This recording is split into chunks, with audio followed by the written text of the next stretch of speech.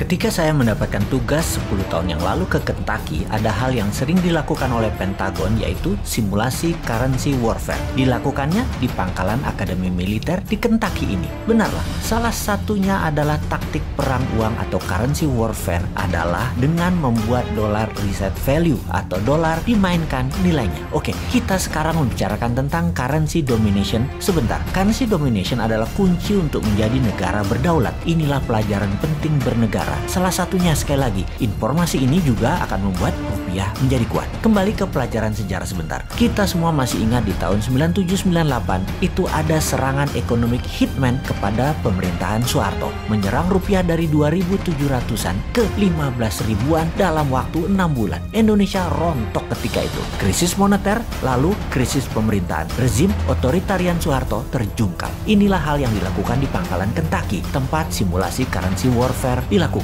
Anda seperti saya kala itu akan tegang bagaimana simulasi yang mereka lakukan ini semua dengan perhitungan matematik yang rinci, detail, dan jelimet. Mereka melakukannya sekali lagi yang namanya dollar reset value. Simulasinya banyak ragam, dimana ketika saya hadir waktu itu mereka mensimulasikannya adalah mereka menaikkan nilai dolar 30% dari nilai saat ini. Misalnya 1 dolar adalah 14.500 rupiah, dibuat 1 dolar 20.000 rupiah. Jadi Indonesia yang memiliki hutang dalam dolar sekitar 450 billion dolar atau sekitar 6.000 triliun rupiah mendadak dalam sekejap hutangnya jadi 9.000 triliun rupiah. Bangkrut itu pemerintah dalam seketika kalau hal itu dilakukan, yaitu dolar nilainya dinaikkan 30%. Lalu dalam layar simulasi ada nilai currency dolar terhadap 190 negara di dunia. Dilihat apa yang terjadi, bagaimana dengan negara Singapura, bagaimana dengan Jepang, bagaimana dengan negara Eropa, bagaimana dengan Tiongkok, dan lain sebagainya. Menariknya, ketika dolar dinaikkan 30%, Tiongkok tidak rubuh. Cadangan devisa mereka walau ada dolar, namun gold di Tiongkok kuat dan banyak. Juga yuan dipakai di beberapa negara mitra mereka membuat Tiongkok kuat. Simulasi kedua, nilai dolar dijatuhkan 50%. Ekspor barang Indonesia dalam dolar jadi hancur. Indonesia rubuh juga. Dalam bahasa Lemhanasnya adalah fail state. Dan hebatnya lagi, Tiongkok tidak rubuh ketika dolar dilemahkan 50%. Simulasi berikutnya yaitu dolar di-cut 80% alias tinggal 20%. Ternyata Tiongkok juga tidak lumpuh. Pokoknya di harga dolar berapapun Tiongkok kuat, bahkan Amerika yang rugi. Menariknya, Indonesia di level turun 20%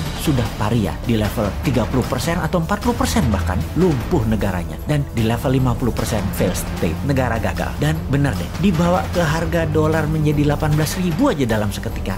Biar pemerintah Indonesia. Sekedar mengingatkan, yang rubuh pemerintahnya ya, bukan negaranya loh ya. Oke, itu adalah salah satu di antara banyak informasi di Kentucky. Apalagi oleh-oleh dari Kentucky, pangkalan dan akademi militernya keren abis. Tempat latihan fisiknya, latihan baris berbarisnya, latihan jungle survivalnya, pelatih-pelatihnya world class semua. Dan ketika summer, anak-anak remaja digojlok di summer camp, dibuat kekinian pusat pendidikannya. Suara musik, bernyanyi, api unggun, sharing, kegiatan olahraga, hobi, semua berubah menjadi tempat yang seru bagi anak remaja dengan disiplin militer yang tinggi. Masuk pendaftarannya bahkan ngantri sampai berbulan-bulan. Dibatasi kepesertaan anggota demi hasil maksimum. Sungguh pengalaman di Kentucky tersebut saya akan bawa ke tim camp kita di Millionaire Teen Bootcamp 2021 ini. Lengkap dengan pelatih anggota pasukan khusus yang memang elit dan terbaik yang melatih anak kita. Juga tim paskibraka nasional yang akan membimbing mereka. Ditambah pelajaran bela negara oleh instruktur Lemhanas. Plus yang Millionaire program oleh Bosman.